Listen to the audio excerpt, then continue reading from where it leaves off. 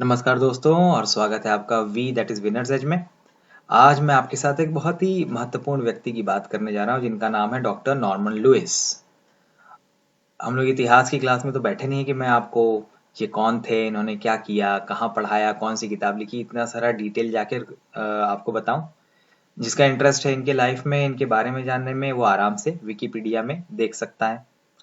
हम तो बात करने वाले हैं कि इनका अ, हमें क्या फायदा है। तो भाई साफ साफ सा फायदा है, इन्होंने एक बहुत ही जबरदस्त किताब लिखी, वर्ड पावर मेड इजी। जिसने नहीं भी पढ़ा है, जिसने बहुत कुछ नहीं भी सुना है, अगर वोकैबलरी का नाम जानता है तो वर्ड पावर मेड इजी या लाल रंग की किताब है या नॉर्मन लुइस है, किसी एक का नाम सुना ही होगा। तो भाई Norman Lewis, word power made easy. इसके बारे में एक पर्सनल एनेक्डोट है मेरे पास। वो क्या है कि जब हम लोग स्टूडेंट थे, सेकेंड सेमेस्टर से थर्ड सेमेस्टर की दिशा में जा रहे थे, तो उस समय ही छुट्टी के समय हमारे जो सीनियर्स थे उन्होंने हमें बताया था कि भाई एक बड़ी अच्छी किताब है और आप लोग पढ़िए। ठीक है, बता दिया।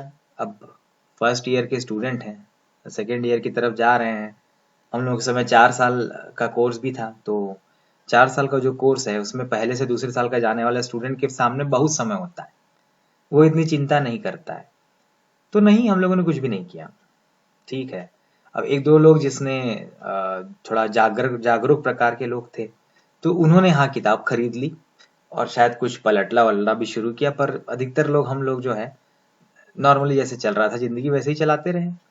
फिर एक और सेमेस्टर बीता और हम में से कुछ लोगों को कैट की तैयारी करनी थी या बैंक पीओ की तैयारी करनी थी। तो ये जो हमारे मित्र थे, तैयारी करने वाले मित्र जो थे, इन्होंने फिर पता वता लगा करके कि ये देखा कि अंग्रेजी सुधारना बहुत जरूरी है, और हम सारे बिहार बोर्ड यूपी बोर्ड के बच्चे, उतनी अच्छी अंग्रेजी नहीं थी। ठीक है। पेपर वेपर पढ़ के समझ में तो एकदम नहीं आता था, तो इन लोगों ने फिर जाके कुछ लोग सीनियर से वापस मिले, फिर से उन्होंने बताया कि यार बताए तो थे तुम लोगों को। फिर ये जो शुरुआत के एक दो लोग और फिर ये बाकी कुछ लोग जो तैयारी वाले थे, उन्होंने नॉर्मल लुइस खरीद के पढ़ना शुरू किया। और इन्होंने ही फिर हमें फिर से बताया कि यार किताब तो अच्छी थी, हम लोग नहीं पढ़े लेकिन पढ़ना चाहिए था, तो तुम लोग भी पढ़ो। तो फिर भी हम लोगों ने कुछ नहीं किया। एक सेमेस्टर और बीत गया, अब हम लोग सेकेंड ईयर में पहुंच गए। ठीक है। तो सेकेंड ईयर में पहुंचते पहुंचते तक हमारे बहुत सारे मित्रों के अंग्रेजी में रुचि या उनके अंग्रेजी का स्तर जो हम देख पा रहे थे, आंख के सामने बेहतर हो रहा था। तो भाई कुछ डिस्कशन वगैरह भी करने लग गए थे। तो हम लोगों ने कहा यार कुछ बात है, चलो देखते हैं। तो हम लोगों ने उनकी मेथड को कॉपी करने के लिए नॉर्मल लुइस सेकेंड हैंड वगैरह में खरीद लिया। बहुत सस्ता उस समय मिलता था, अभी भी सेकेंड हैंड में सस्ता ही मिलता है। खरीद के ले आए। कुछ लोगों ने जो है पढ़ना भी शुरू किया। बड़ा कठिन लगा, समस्या आई, तो डिक्शनरी डिक्शनरी लेके खोज खाज के बैठा गया। लेकिन डिक्शनरी के साथ नॉर्मल लुइस पढ़ना, आप पढ़ के देखिएगा, आप बहुत कठिन कार्य है। तो कुछ दिनों में थक गए हम लोग। थकने की दो कैटेगरी थी लोगों की। एक कैटेगरी ने थक करके डिक्शनरी और नॉर्मल लुइस दोनों को फेंक दिया। दूसरे ने, जो बाकी के आधे लोग थे, उन लोगों ने डिक्शनरी तो फेंक दिया लेकिन नॉर्मल लुइस पकड़े रहे और किसी तरह से मेहनत करके चौथे सेशन तक पहुंच गए। तीसरे चौथे सेशन तक, तीसरे चौथे सेशन तक एक बार आप जब पहुंच जाते हैं, अंदाजा लगाकर किसी तरह से एक आध वर्ड नहीं भी मीनिंग आ रहा है उसको फेंक दीजिए, छोड़ दीजिए। कुल जमा जब खींचते खींचते खींचते आप तीसरा चौथा सेशन पहुंच जाते हैं, तब तक नॉर्मन लुइस साहब की मेथड में आप सेट होने लग जाते हैं। उनका एक खास वैज्ञानिक तरीका है। वो आपको कुछ रट्टू तोते की तरह याद नहीं करवाते हैं। वो आपको इस तरह से आपकी मेमोरी के साथ प्रैक्टिस करवाते हैं कि आपको वो अपने आप ही उतने सारे वर्ड, उनके रूट्स और बाकी सारी चीजें, ये डिटेल हम बाद में जब बात करेंगे किताब के अंदर की, तो हम दिखा देंगे आपको क्या है।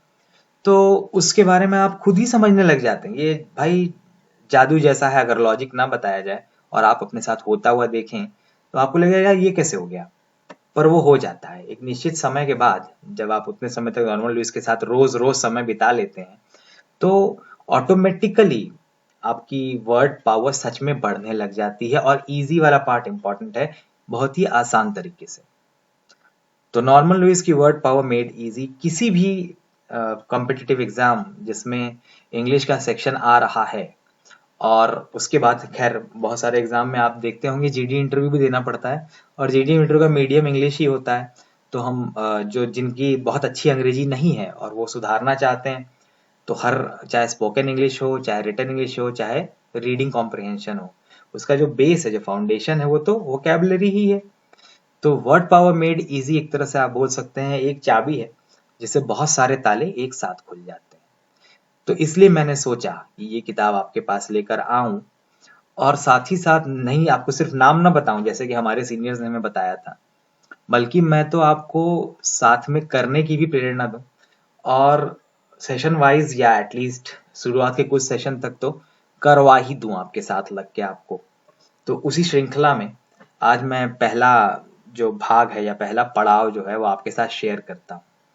डिटेल में तो आप ही उसको करेंगे, ठीक है, लेकिन मैं मेथड और पहला सेशन की बात आपसे डिस्कस कर ले रहा हूँ। तो ये हम मेथड और पहले सेशन की बात कर रहे हैं। तो मेथड तो ये है जिनको लॉज ऑफ लर्निंग का नाम नॉर्मन लुइस साहब ने दिया है।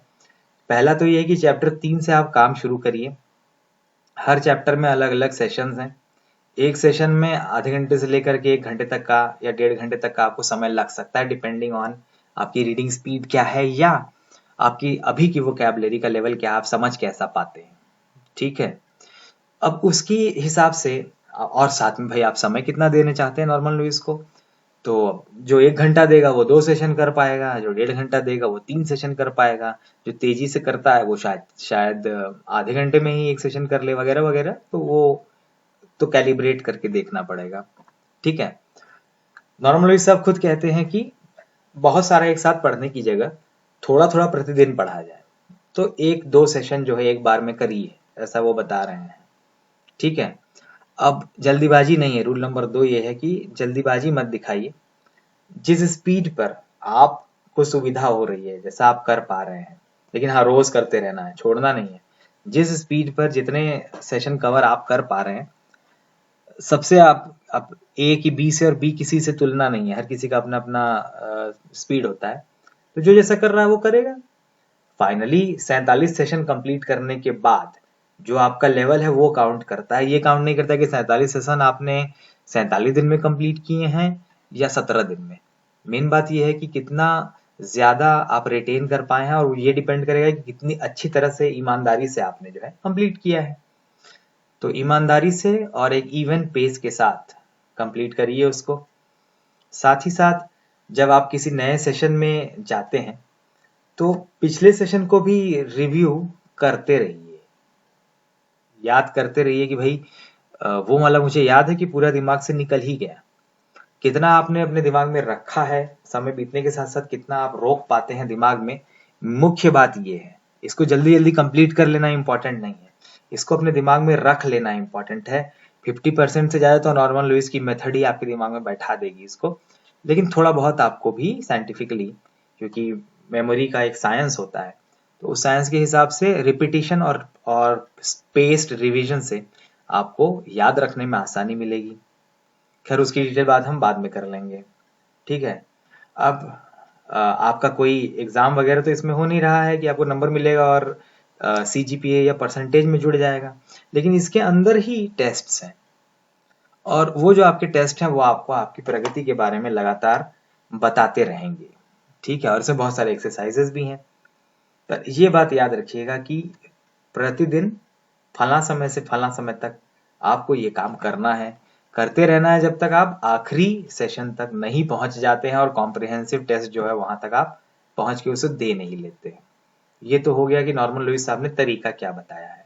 मुख्य बात यही है कि कंटिन्यूटी रहनी चाहिए और ईमानदारी से रोज काम होते रहना चाहिए, ठीक है। अब शुरुआत के तौर पे आपसे ताकि आपको पता चले कि आपका ग्रोथ कैसा हुआ है, तो आपकी प्रेजेंट जो वोकैबुलरी का लेवल है ये प्रश्न देख करके आपसे चेक करवा लिया जाएगा। उसको चेक करने के बाद आप अपना स्कोर लिख लीजिएगा कहीं। उसके बाद स्पीड का टेस्ट करवा करके उसका स्कोर, तो अलग अलग चीजों का आपका स्कोर वो आपको बता देंगे, वो आप लिखेंगे। उससे ही बाद में आप अपना कंपैरिजन करेंगे, जब बाद में आपकी कितनी इंप्रूवमेंट हुई, आगे के टेस्ट में जो आपको स्कोर मिलेगा वो आपको पता चल जाएगा, ठीक है। दूसरा चैप्टर मैं अभी स्किप कर रहा हूँ, बाद में बात करेंगे। अब हम आते हैं सीधा सेशन 1 पे। तो चैप्टर 3 जो है उसमें ही सेशन 1 सबसे पहले शुरू हुआ है। हर चैप्टर की शुरुआत में कुछ मूल प्रश्न जिससे कि वो आंसर जुड़े हुए, वो वर्ड्स जो देंगे वो जुड़े हुए हैं, वो पूछ लिए जाते हैं। तो पर्सनालिटी के बारे में है ये पहला वाला चैप्टर, और इसके सेशंस पर्सनालिटी पे ही बेस्ड होंगे। तो ये पूछते हैं कि आपकी किस टाइप की पर्सनालिटी है, कैसा बताया जाएगा उसको। जबकि आप इंटरेस्टेड हैं केवल अपने ही स्वार्थ में, जब आप केवल अपने ही बारे में बातें किया करें, जब आप अपने जीवन को दूसरों के लिए उत्सर्ग कर देना चाहते हैं, जब आप अंदर की तरफ सोचते हैं, जब आप बाहर की तरफ सोचते हैं, जब आप मानवता से ही घृणा करते हैं, जब आप औरतों से, शादी से, इन सब चीजों से घृणा करते हैं, जब आप अलग थलग रहना चाहते हैं, जब आप कम में ही काम चलाना चाहते हैं, वगैरह वगैरह अलग अलग टाइप की पर्सनैलिटीज हैं। तो एक तरह से एक थीम बना लिया इन्होंने, है कि इसी थीम के आसपास ये सेशन हम चलाएंगे। और सेशन 1 में पहुंच गए। अब ये आपको पहले वर्ड्स नहीं देंगे, पहले आइडिया देंगे। उदाहरण के तौर पे देखिए, मी फर्स्ट, मतलब जो पहले अपने विषय में सोचे। तो ये बता रहे कि भाई अगर आपकी पर्सनालिटी ऐसी है कि आप जो भी डिसीजन लेते हैं वो एक ही प्रश्न का उत्तर होता है देते हुए कि इसमें मेरा क्या फायदा है, इसमें मेरे लिए क्या रखा हुआ है। यही प्रश्न आप खुद से पूछते हैं। आप से बहुत ही स्वार्थी हैं, लालची हैं, और अपने काम को पूरा करने के लिए आप कुछ भी कर सकते हैं, किसी का भी कोई भी नुकसान पहुंचा सकते हैं, क्योंकि आपके हिसाब से दुनिया भी ऐसी ही है और हर किसी को अपने अपने बारे में सोचना और देखना है। तो ऐसे प्रकार के व्यक्ति यदि आप हैं तो आप एक ईगोइस्ट हैं। इस व्यक्ति को ईगोइस्ट कहा जाएगा। इसी तरह से ये एक एक word, egotist, altruist, introvert, extrovert, ambivert, misanthrope, misogynist, misogamist और एस्थेटिक, इसको बताते हुए चले आएंगे और इनका प्रोनाउंसिएशन भी आपसे कराएंगे। तो ये बड़ा बड़ा जो मोटे में लिखा है कैप्स में, ये ज्यादा भारी में भार देते हुए बोलना है। तो ई और फिर बाद का गोटिस्ट है, ईगोटिस्ट, ऑल्ट्रुइस्ट, इंट्रोवर्ट, एक्सट्रोवर्ट। इस तरह से प्रोनाउंसिएशन भी ये सिखाते हैं। ये बहुत इंपॉर्टेंट चीज है। न सिर्फ ये आपको वोकैबुलरी बता रहे हैं बल्कि वर्ड्स का प्रोनाउंसिएशन भी सिखा रहे हैं। जनरली वर्ड लिस्ट या वोकैबुलरी वाली जो लिस्ट होती है वो प्रोनाउंसिएशन नहीं सिखाती है, पर नॉर्मल न्यूज जानते हैं कि कितना इंपॉर्टेंस है प्रोनाउंसिएशन का। तो आप प्रोनाउंसिएशन इनके साथ प्रैक्टिस करते रहिएगा, उसको छोड़िएगा मत। ठीक है। अब ये कह रहे हैं कि आप क्या ये वर्ड्स पहचान गए, उन कहानियां उन्होंने आपको सुनाई ही थी। उसको सुनाने के बाद जैसे ये सारे वर्ड इन्होंने आपको दिए। पहले ईगोइस्ट वाला आपको याद होगा, बड़ा ही सेल्फिश होता है, रूथलेस होता है, अपने ही बारे में सोचता है, इसमें मेरा क्या फायदा है, ये प्रश्न पूछता रहता है। तो उदाहरण के सारे तो हमने नहीं पढ़े ना एक साथ, पहला वाला तो लेकिन हमने पढ़ा ही है। इस वाले को हम मिलान कर लेते हैं ABCD वगैरह से कि कहाँ रह रहा है। ठीक है। तो यहाँ पर एक चीज, ये यहाँ पर जी वाला जो पार्ट है, बिलीव्स इन सेल्फ एडवांसमेंट, अपने आप को ही आगे बढ़ाने का प्रयास करता है, ये इससे ईगोइस्ट से मिलता जुलता है। तो 1 का आप जी बना लें। उसी तरह बाकी जब आप पढ़ लेंगे ऊपर तो आप देख पाएंगे कि किसका कौन मैच कर रहा है। और एक कागज की स्ट्रिप पे लिख लें या पेंसिल से निशान आप लगा रहे हैं, निशान लगा दीजिए। तो 1 से जी को मिला दीजिए। 2 का ईगोटिस्ट है, ईगोटिस्ट को इधर से जाकर पकड़िए कि उसका कौन सा वाला है, उसको उससे मिला दीजिए। ये ऑल्ट्रुइस्ट है 3 का, यहाँ जाके पकड़िए कौन सा वाला। उसको मैं आपको उत्तर नहीं बता रहा हूँ, आपको खुद से करना है। मैं आपको बता रहा हूँ कि करना कैसे है। तो ये मैच द कॉलम करके आगे बढ़ जाइए। उसका आंसर दिया, आप उसको मैच कर लीजिएगा। अब ये बोल रहे हैं कि अच्छा मैच द कॉलम आपने कर लिया, अब दूसरे तरह से टेस्ट करके देखते हैं। अब यस नो टेस्ट होगा। तो क्या ईगोइस्ट सेल्फिश होता है? तो भाई हमें मालूम है, हाँ हाँ सेल्फिश होता है, तो इसका उत्तर हम यस कर देंगे। क्या जो ईगोटिस्ट होता है वो अ, थोड़ा सा विनम्र प्रकार का होता है? तो आप पढ़ के आइएगा तो आपको पता चल जाएगा कि क्या होता है क्या नहीं होता है। इस तरह से इनके उत्तर हम दे देंगे, इसके उत्तर लिखे हुए उससे मिला लेंगे, अपना स्कोर हमें पता चल जाएगा। अब ये आपका तीसरा टेस्ट लेंगे उन्हीं सेट ऑफ वर्ड्स पे। दोबारा 2 टेस्ट हो चुका है, ये तीसरा टेस्ट है और इसका पहला लेटर आपको दे दिया गया। तो हु इज सुप्रीमली सेल्फिश, तो ईगोइस्ट आ जाएगा। उसको आप यहाँ लिख लेंगे, आपका पुराना मित्र पहले नंबर वाला जो ईगोइस्ट है। ठीक है। अब उससे उसको देख लिया, इस तरह से सारे भर लिए। अब नीचे आ जाइए, अब सेशन 2 पे आप आ गए। अब अगर आप थक गए हैं सेशन 1 को करते करते तो वहीं पे रुक जाइए, चाहिए तो आप 10 मिनट का ब्रेक ले लीजिए। अगर आपका समय खत्म हो गया आज का, तो आज के लिए समाप्त है, पहला सेशन खत्म हो गया। अगर एक सेशन भी पर डे कर लीजिएगा तो 47 दिन में आपका काम हो जाना है। किसी दिन 1, किसी दिन 2 करना चाहते हैं चलेगा, संडे को 3 करना चाहते हैं चलेगा, सब आपके ऊपर डिपेंड करता है, लेकिन मिनिमम 1 प्रतिदिन करना है, इसको आप याद रखें। ठीक है। अब अगले सेशन में, मतलब सेशन 2 में, पहले 10 वर्ड इन्होंने आपको सिखाए हैं, उन 10 वर्ड को बेस बना करके काटेंगे। काट काट कर, जैसे ईगो, ईगोइस्ट और ईगोटिस्ट बताया था। ईगो का मतलब आपको उसके रूट को ले आ करके ईगो को आई है, आई बताएंगे, मैं। और उस मैं पे फिर आपको ये और ईगोसेंट्रिक शब्द सुनाएंगे, उसका मीनिंग बताएंगे, ईगोमेनिया का बताएंगे, और इस तरह से बताते हुए आगे बढ़ेंगे। हम अभी इससे आगे नहीं बढ़ रहे हैं क्योंकि इसके पहले वाला एक्सरसाइज आपने पूरा अभी नहीं किया है। तो वो सेशन जब आप कर लेंगे तो ही आपको इस सेशन का फायदा है। और उसमें उन्होंने 3 बार आपसे प्रैक्टिस करा करा के आपको काफी हद तक याद किया है। जो चीजें आपने याद की हैं वापस इसमें रिवाइज हो जाएगा और फिर इससे आप आगे बढ़ते जाएंगे। इसमें काफी नई चीजें मिलेंगी, उनका भी प्रोनाउंसिएशन होगा, उनका भी टेस्ट होगा। फिर आप ये सारे टेस्ट लेकर के सेशन 3 में पहुंचेंगे और इस तरह से ये सेशन खत्म करके चैप्टर खत्म करेंगे। और एक चैप्टर में जो थीम था पर्सनालिटी टाइप के ऊपर, उससे शुरू करके मान लीजिए गुलदस्ता बना करके और कई फूल उसके ऊपर और लगाकर आपको दे दिए गए हैं। तो ये था आपके लिए इन अ नटशेल नॉर्मन लुइस कैसे किया जाए। तो रूल नंबर 1 है नियमित रूप से करिए, थोड़ा थोड़ा ही सही लेकिन रोज करना है, रुकना नहीं है। मैंने आपको कहानी सुनाई थी शुरुआत में हम लोगों की कि 2 बार हम रुके, उससे हमारा कम से कम 1 साल का नुकसान हुआ। और कई हमारे मित्र ऐसे थे जो फाइनली फिर नहीं ही कर पाए। रुक गया जो, गड़बड़ हो जाएगी उसके साथ। और डिक्शनरी ले लेके ये नहीं करना है, धीरे धीरे अपने हिसाब से करना है। तो अगर आपको आगे ऐसा कोशिश करके 1-2 बार देखिए, किताब ये खरीद लीजिए ओरिजिनली, आप कभी न कभी आपको पूरी करनी ही है, खरीद डालिए इसको, बहुत इंपॉर्टेंट किताब है।